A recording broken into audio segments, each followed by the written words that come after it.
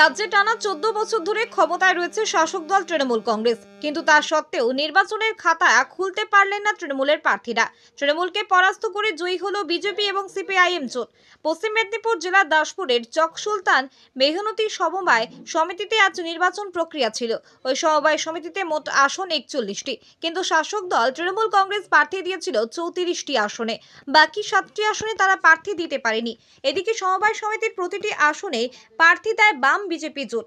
একাধিক CC camera সহ কড়া পুলিশি নিরাপত্তায় নির্বাচন শেষ হতেই দেখা যায় একটি আসনেও খাতা খুলতে পারেনি তৃণমূল। সব আসনেই জয়লাভ করেছে বিজেপি এবং সিপিআইএম এর জোট প্রার্থীরা। তারপরে আবির উড়িয়ে চলে বিজয় উল্লাস। কখনো ইনকিলাব জিন্দাবাদ, কখনো আবার বিজেপি জিন্দাবাদ স্লোগান উঠতে থাকলো। নির্বাচনে এই জয়লাভ প্রসঙ্গে বিজেপি নেতা শ্যামল জানা বলেন, আজকে তৃণমূল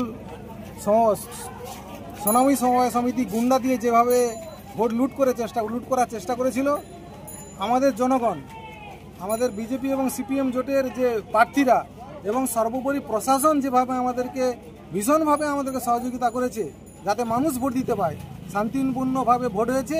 তৃণমূল তাদের জামানত বাজেয়াপ্ত হয়েছে 41টা আসনের মধ্যে 41টিতেই।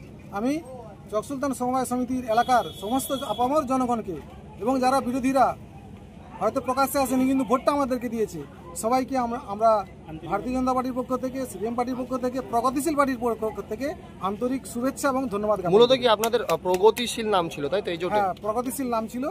আমরা কোনো ব্যানারে বা কোথাও বিজেপি সিপিএম আমরা উল্লেখ করিনি, কারণ জনগণ কোনো বিক্ষুব্ধ হোক আমরা এটা চাইনি। কিন্তু আমরা জোট করতে বাধ্য হয়েছি, কারণ তৃণমূলের অত্যাচার থেকে যদি আমাদেরকে বেরিয়ে আসতে হয় তাহলে আমাদেরকে জোটে না করলে আমাদের উপায় ছিল। সমবায় সমিতির নির্বাচনের এই জয়কে জনগণের জয়, মেহনতি মানুষের জয় বলে মন্তব্য করেন বাম নেতারা। এই জয় হচ্ছে জনগণের জয়। মেহনতি চক সুলতান মেহনতি সমবায় সমিতির যে সমস্ত ডেলিগেট আছে তাদের জয়, কারণ সমবায়কে তৃণমূলের হাত থেকে রক্ষা করার জন্য সমস্ত ডেলিগেট থেকে শুরু করে সমবায় যারা হচ্ছে আপনার সমবায় প্রেমী যারা আছে, এই এলাকার সাধারণ জনগণ থেকে শুরু করে সমবায়ীরা সবাই মিলে আজকের যে নির্বাচনকে উৎসব হিসেবে দেখেছে। কারণ হচ্ছে এই নির্বাচনে জয় ছাড়া বিকল্প কোনো পথ ছিল না। কারণ আপনারা জানেন 17ই জুন হচ্ছে গৌড়া সমবায় সমিতির নির্বাচনে প্রগতিশীল প্রার্থীদের নমিনেশন করতে দেওয়া হয়নি। এই যে গণতন্ত্রকে হত্যা করে দেওয়ার চক্রান্ত করেছিল তৃণমূল কংগ্রেস এবং পুলিশ, তার জবাব দিয়েছে আজকে এই এলাকার জনগণ। তার ফলে হচ্ছে আজকের যে জয়, এই জয়ের জন্য সমস্ত সমবায়ীদেরকে অভিনন্দন জানাই পুলিশকে সহ এই এলাকার জনগণকে। এই কারণেই যে গণতন্ত্রকে ওরা হত্যা করে দিয়েছিল 17ই জুন, সেই গণতন্ত্রকে পুনরুদ্ধার করেছে। আমরা অপেক্ষায় আছি, আগামী দিন আদালতের দ্বারস্থ হয়েছি আমরা। মহামান্য আদালতের রায় অনুযায়ী আগামী দিনও আমরা একই রকমভাবে গৌড়া সোনামী সমবায় সমিতির যে নির্বাচন হবে, এই নির্বাচনে দাসপুরের মানুষ গণতন্ত্রকে রক্ষা করবে, গণতন্ত্রকে পুনরুদ্ধার করবে, সেই অপেক্ষায় আমরা রইলাম। অন্যদিকে রাম বামের জোটের জয়লাভের ঘটনায় কটাক্ষ করে তৃণমূল নেতা অরবিন্দ হাজরা বলেন, না, এখানে তো আমরা কেন, যারা বলছে এই অভিযোগটা বা এই দাবিটা করছে তারাও জানে যে ভোটার লিস্টেই তারা কিন্তু টোটাল তৈরি করে রেখে দিয়েছে যে এখানে সিপিএম বা ওই আজকের যে দোসর হয়েছে অর্থাৎ বিজেপি, তারা ছাড়া কেউ আসতে পারবে না। তো সেই হিসাবে ভোটার লিস্ট যেমন তৈরি করেছে সেই মতো করে তাদের আজকে হয়েছে। এতে আমাদের দুঃখও নেই, কষ্টও নেই, কারণ আমরা জানি যে ওরা যেভাবে ঘরে ঘরে মেম্বারগুলোকে তৈরি করে রেখেছে সেক্ষেত্রে ওরা তো হবেই।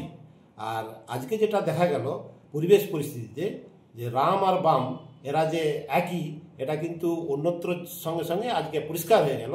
রাম আলাদা নয়, বাম আলাদা নয়, দুটোই কিন্তু একই, রাম বাম একই। সেই হিসাবে তারা এটা করেছে।